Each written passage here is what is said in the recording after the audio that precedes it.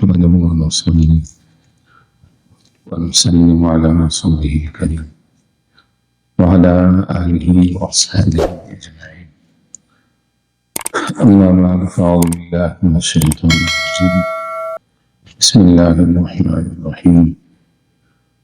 إنا أعطيناك الكوثر. صدق الله العظيم وصدق رسوله النبي الكريم الرحيم الأمين.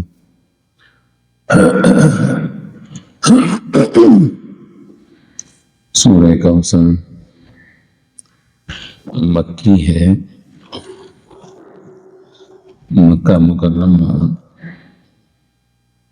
پر زندگی میں یہ سورت مبارکہ نازل کی گئی. ارشاد فرمایا انا اعطیناک الکوثر، بے شک ہم نے آپ کو ہر خیر کثیر عطا فرمایا. فصل لربک وانحر، بس اپنے رب کی رضا کے لیے نماز ادا کیجیے اور قربانی کیجیے.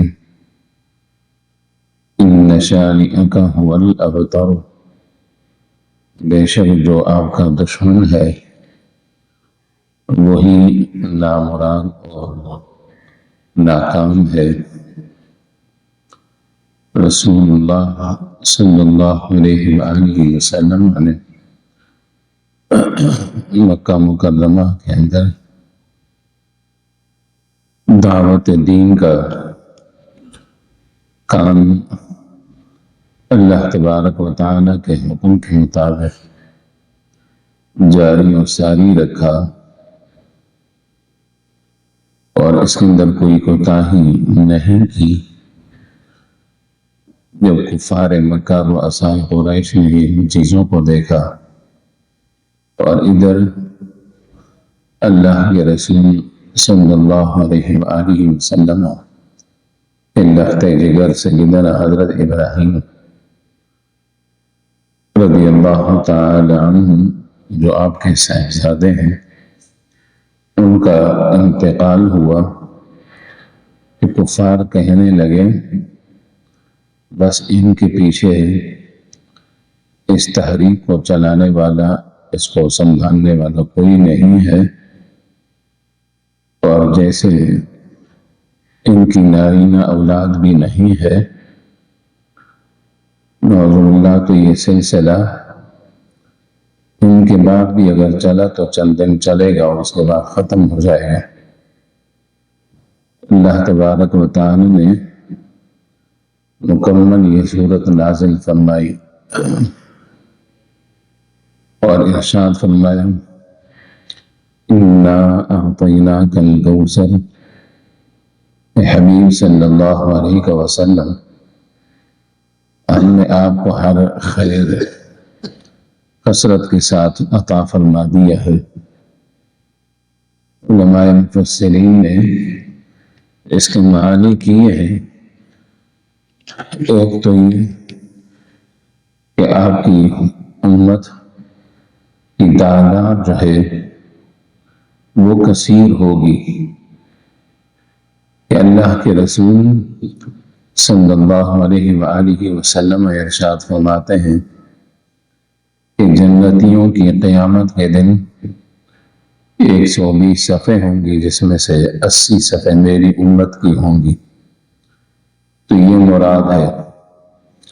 پر ایک مراد یہ ہے کہ ہر خیر کی جو کثرت ہے وہ اللہ تبارک و تعالی نے اپنے حبیب صلی اللہ علیہ وآلہ وسلم کو عطا فرمائی. مفسرین فرماتے ہیں کہ اس سے مراد یہ بھی ہے کہ آپ کی قیامت تک آنے والی نسل اور اولاد وہ کثیر ہوگی، سیدوں کی کثرت ہوگی.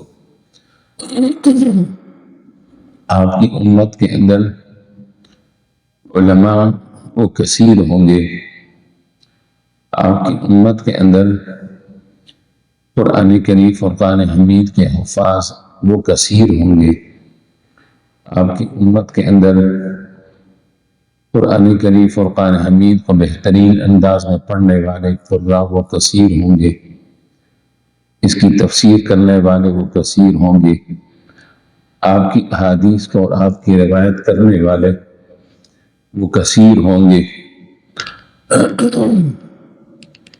ہر خیر کی کثرت مراد ہے کہ آپ کی نیکیاں بھی کثیر ہوں گی، اس لیے فرمایا فَصَلِّ لِرَبِّكَ وَانْحَرْ، پس اپنے رب کی رضا حاصل کرنے کے لیے نماز ادا کیجیے اور قربانی کیجیے۔ فَصَلِّ لِرَبِّكَ وَانْحَرْ، اس کے اندر رد ہے ان لوگوں کا جو یہ کہتے تھے کفار اور رؤسائے قریش کہ ہم تو کسی اور کی عبادت کرتے ہیں، کسی اور کے سامنے سجدہ ریز ہوتے ہیں۔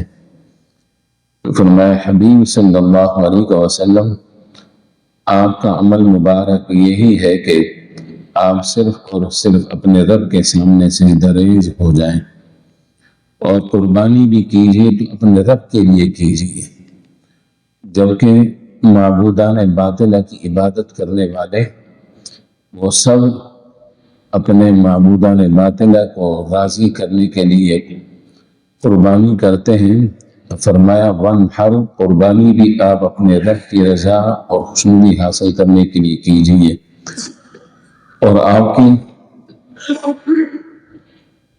تقلید کرنے والے جتنے لوگ ہیں سارے لوگ بھی اللہ تبارک و تعالیٰ کی رضا حاصل کرنے کے لیے نماز ادا کرتے ہیں اس آیت مقدسہ کی روشنی میں، اور ان کی قربانیاں بھی، صاحبان ایمان کی قربانیاں بھی اللہ تبارک و تعالیٰ کی رضا اور ان کی خوشنودی حاصل کرنے کے لیے ہوتی ہے۔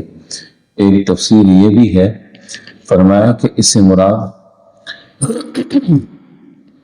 وہ قربانی جو مسلمان اللہ تبارک و تعالیٰ کی رضا اور اس کی خوشنودی حاصل کرنے کے لیے عید قربان کے اندر کرتے ہیں، اس کا مطلب یہ ہوگا کہ پہلے نماز ادا کی جائے اور پھر قربانی ادا کی جائے، کہ اللہ کے رسول صلی اللہ علیہ وسلم ارشاد فرماتے ہیں جس نے ہماری نماز کی طرح نماز ادا کی اور اس کے بعد قربانی ہماری قربانی کی طرح کی، اس کی قربانی تو ہو گئی، اور جس نے قربانی ہماری نماز سے پہلے ادا کی وہ قربانی نہیں بلکہ وہ تو گائے یا بکرے کا ایک گوشت ہے جو اس نے اپنے کھانے پینے کے لیے اس کا اہتمام کیا۔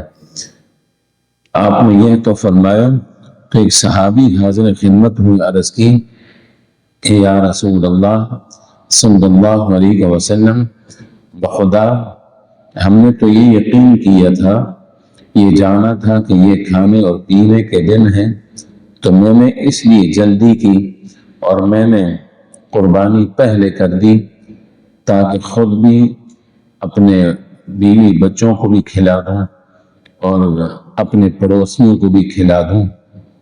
تو نبی کریم علیہ السلام نے فرمایا کہ وہ تو تلک شاۃ لحم، کہ وہ تو لحم شاۃ، کہ وہ تو ایک گوشت تھا بکری کا جو تم نے کر دیا ہے۔ پھر عرض کی کہ میرے پاس بکری کا ایک بچہ ہے، دیکھنے میں بڑا طاقتور لگتا ہے، تو نبی کریم علیہ السلام نے فرمایا ہاں تم کر دو اس کی قربانی، لیکن تمہارے سوا کسی اور کے لیے جائز نہیں ہوگی، یعنی کم عمر بکری کا بچہ کسی اور کے لیے جائز نہیں ہوگا۔ اگلی آیت مقدسہ میں فرمایا ان شانئک ھو الابتر، جو آپ کا دشمن ہے وہی ناکام اور نامکمل نامراد ہے۔ آپ کو تو اللہ تبارک و تعالی نے وہ فضیلتیں اور کمالات عطا فرمائے، وہ اسی کے عطا کردہ ہیں، دشمنوں کے نقصان پہنچانے سے آپ کو کچھ نقصان نہیں پہنچ سکے گا۔ آخری سورتوں کی تفصیل بڑی مختصر تو بیان کرنی تھی لیکن وقت بڑا کم ہے، مختصراً سن لیں کہ سورہ نصر جس کے اندر اللہ تبارک و تعالی نے اپنی مدد کا بھی اور فتح مکہ یا فتوحات اسلامیہ کا ذکر کیا، ارشاد فرمائے کہ جب اللہ تبارک و تعالی کی مدد آ چکی ہے اور اس کی طرف سے فتح آ چکی ہے اور آپ نے یہ دیکھا کہ لوگ اللہ تبارک و تعالی کے دین کے اندر فوج در فوج داخل ہو رہے ہیں، بس آپ اپنے رب کی حمد کی تسبیح کیجیے اور اس سے استغفار کیجیے، انہو کان توابا، بے شک وہ توبہ قبول کرنے والا ہے۔ فرمائے کہ ایک تو اس سے مراد یہ ہے فتح مکہ مراد ہے، اور فرمائے کہ اس سے یہ بھی مراد ہو سکتی ہے کہ جو فتوحات اسلامیہ ہوئی آپ کی زندگی کے اندر، صحابہ کرام رضوان اللہ تعالی علیہ اجمعین کی زندگی کے اندر، اور قیامت تک جو فتوحات اسلامیہ ہوں گی وہ سب کو شامل ہے۔ اور پھر فتح مکہ کے بعد تو بالخصوص دیکھا کہ لوگ جب اللہ کے حبیب صلی اللہ علیہ وسلم واپس دوبارہ مدینہ منورہ تشریف لائے تو جوک در جوک، اور پہلے تو قریب والے آیا کرتے تھے، اب دور دور سے بھی لوگ جو ہے قافلوں کی صورت میں آ رہے ہیں اور آپ کے دامن کرم سے وابستہ ہو کر دین اسلام کے اندر داخل ہو رہے ہیں۔ فرماتے ہیں کہ جب یہ صورت مبارکہ نازل ہوئی فسبح بحمد ربک واستغفر، جو حکم فرمائے تو نبی کریم صلی اللہ علیہ وآلہ وسلم اللہ تبارک و تعالی کی حمد کے اندر مصروف ہو گئے، اور فرمایا کہ واستغفر، اپنی امت کے گناہوں کی بخشش طلب کیجیے۔ جب آپ بخشش طلب کریں گے اپنی امت کے گناہوں کے لیے تو اللہ تبارک و تعالی جو ہے توبہ قبول فرمانے والا ہے، ان کے گناہوں کو معاف فرما دے گا۔ سورۃ اللہو، نبی کریم علیہ الصلوۃ والسلام نے فاران کی چوٹیوں پر جب لوگوں کو جمع کیا، سارے لوگ جمع ہو گئے، فرمائے کہ میرے بارے میں تمہارا کیا خیال ہے؟ سب نے کہا کہ ہم آپ کو صادق امین کے القاب سے یاد کرتے رہے اور ہم آپ کو صادق امین سمجھتے ہیں اور کہتے ہیں۔ تو نبی کریم علیہ الصلوۃ والسلام نے فرمایا کہ اگر میں کوئی بات کہوں تو تم مانو گے، اور تمہیں یقین ہے کہ میں نے آج تک جو بات کی ہے جھوٹ نہیں کی۔ میں تمہیں اللہ تبارک و تعالیٰ کے الوہیت اور اس کی وحدانیت کی دعوت دیتا ہوں، اور آنے والے عذاب سے، اللہ تبارک و تعالیٰ کے آنے والے عذاب سے تمہیں ڈراتا ہوں اگر تم نے اس کی نافرمانی کی۔ اور پھر یہ دعوت مکمل ہوئی تو ابو لہب کہنے لگا تباہ و برباد ہو جائے، صرف اس بات کے لیے تم نے ہمیں اکٹھا کیا تھا۔ اللہ اکبر۔ نبی کریم علیہ الصلوۃ والسلام نے اس کا جواب نہیں دیا، بلکہ آپ نے تو خاموشی اختیار فرما لی، اور یہ صورت مکمل ابو لہب کے بارے میں نازل ہوئی۔ ارشاد فرمایا تبت یدا ابی لہب وتب، ابو لہب کے دونوں ہاتھ تباہ برباد ہو جائیں، ہلاک ہو جائیں، اور وہ ہلاک ہو چکا۔ کہنے لگا اچھا ایسی بات ہے تو اگر ایسا ہے کہ جو میرا مال اور میری اولاد ہے میں اس کو فدیہ کے طور پر دے دوں گا، تو اللہ تبارک و تعالی نے اس کا جواب دیا ما اغنا عنہ مالہ وما کسب، اس کا مال اور جو کچھ اس نے کمایا ہے اس کا کوئی فائدہ نہیں پہنچے گا اسے۔ اللہ تبارک و تعالی جل جلالہ نے اپنے حبیب صلی اللہ علیہ وسلم کی گستاخی کرنے والوں کو قرآن کریم فرقان حمید کے اندر خود جواب عطا فرمایا۔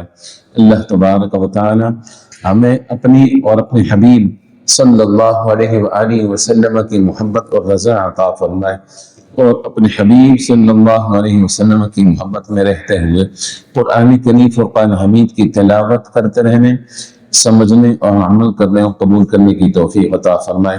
آمین۔ وما علینا الا البلاغ المبین۔